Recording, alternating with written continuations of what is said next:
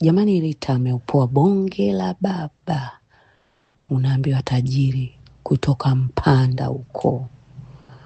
Unaambiwa mwenyewe hazungumzi maneno, anamwaga hela.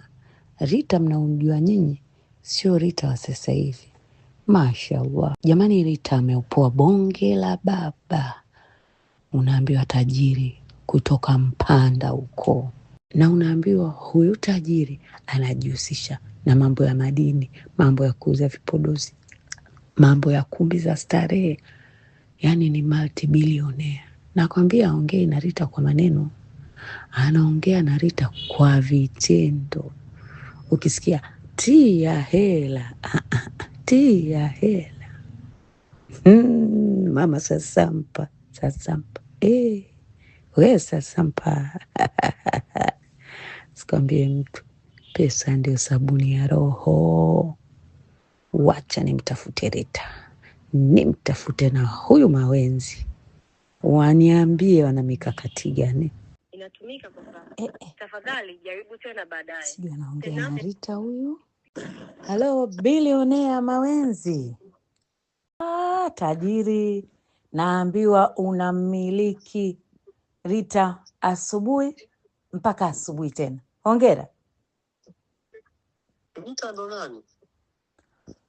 Tajiri. Rita ni mmoja tu. Rita wetu huku ndio huyo Rita wako wewe. Hongera. Naongea nani? Mimi naitwa Maimartha Jesse, tangazaji. Bilionea Mawenzi. Salimie Rita. Pigia Miss Rita aniambie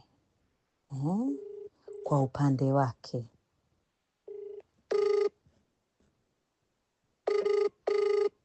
Mikakati yao ni vipi?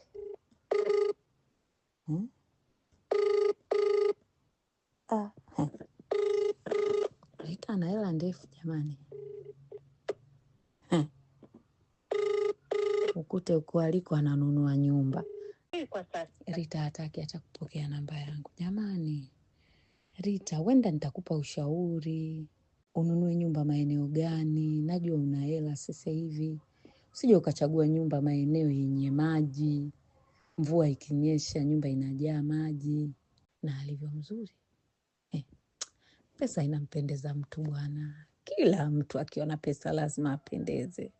Jamani, mwaka usiishe, ubaki hapa hapa. Kila mtu apokee baraka zake.